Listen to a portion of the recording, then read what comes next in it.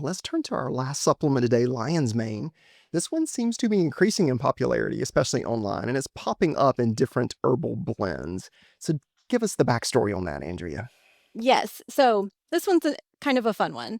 Lion's mane mushroom is exactly what it sounds like. It's a mushroom, and it grows on dead hardwood trunks. The fruiting body has a long history as both a food and a traditional remedy in East Asia. And visually, it's hard to miss.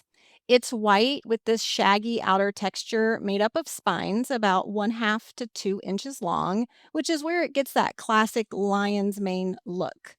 But again, we want to know, why is there an interest in lion's mane for cognition? Okay, well, let's take a quick look at some of the preliminary data. And we have animal research in this case that suggests administering lion's mane mushroom as part of a diet for about 3 weeks can help prevent some of the learning and memory deficits that are caused by this amyloid beta. And that's a protein that we believe to be the driver of Alzheimer's disease. Again, thank you, Jeff, for laying that groundwork on what this preliminary animal data shows. But unfortunately, that data in healthy humans hasn't been as promising. Not only are the clinical trials small, the results don't show a clear cognitive benefit, either acutely from a single dose or with routine use over about 1 to 3 months. And in one study, while the reaction time improved, word recall accuracy decreased and word recall errors increased. Yeah, that's really interesting, Andrea. And I think you call out something there that we haven't really talked about with these other studies, but sometimes people are interested in these cognitive boosters as a single dose.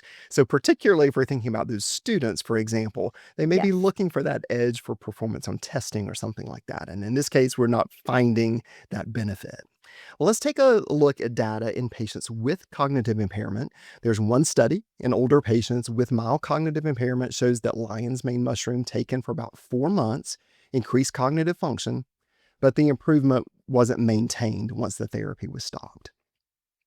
We also have some research in patients with mild Alzheimer disease shows that taking lion's mane mushroom for about a year does improve some performance on activities of daily living compared to placebo.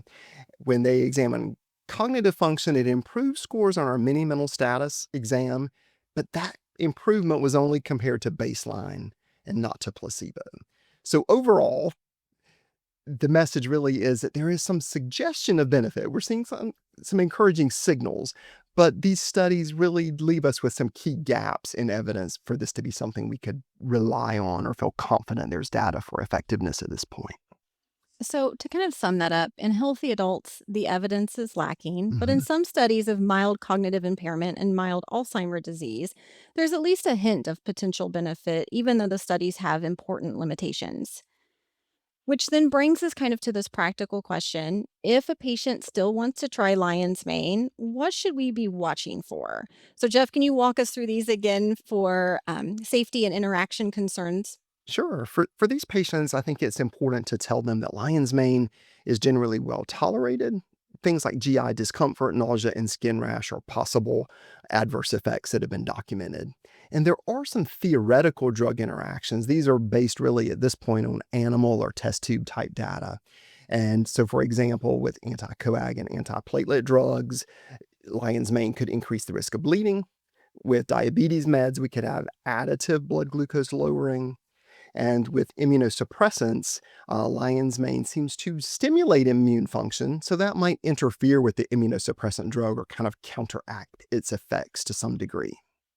So, just to confirm, you would advise caution for patients with autoimmune diseases like lupus due to potential disease exacerbation, and in patients using blood thinners for atrial fibrillation, for example, due to increased risk of bleeding. Yeah, those are great examples and exactly the kind of places I think we would want to press pause. So, our bottom line on lion's mane, despite the buzz, it doesn't seem beneficial in healthy adults, and data are still preliminary with cognitive impairment. But if they still want to try it, it's generally well tolerated. But consider that GI upset or possibility of a rash, and use caution in patients with autoimmune diseases or using certain medications such as blood thinners.